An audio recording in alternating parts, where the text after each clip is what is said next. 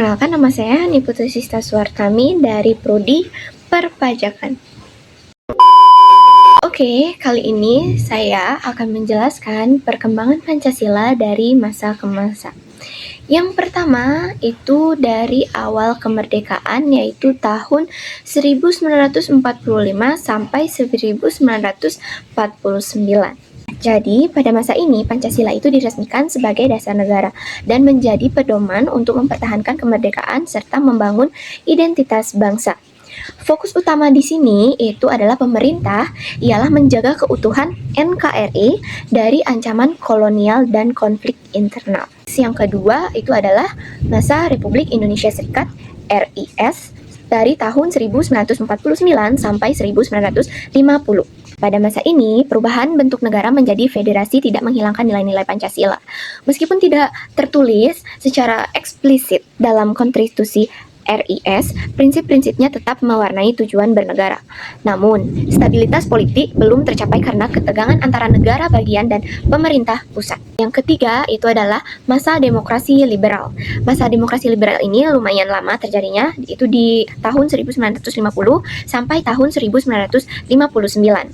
Di masa ini mulai berlakunya Undang-Undang Dasar 1950 yang membuat kehidupan politik itu sangat tidak bebas. Banyaknya partai dan seringnya pergantian kabinet itu yang menyebabkan nilai Pancasila tidak diterapkan secara konsisten dalam kebijakan negara. Keempat itu adalah masa demokrasi terpimpin.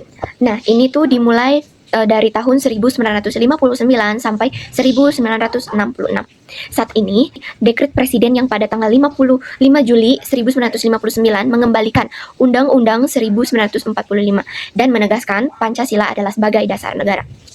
Konflik yang terjadi pada era ini itu memuncak hingga terjadinya peristiwa G30 SPKI.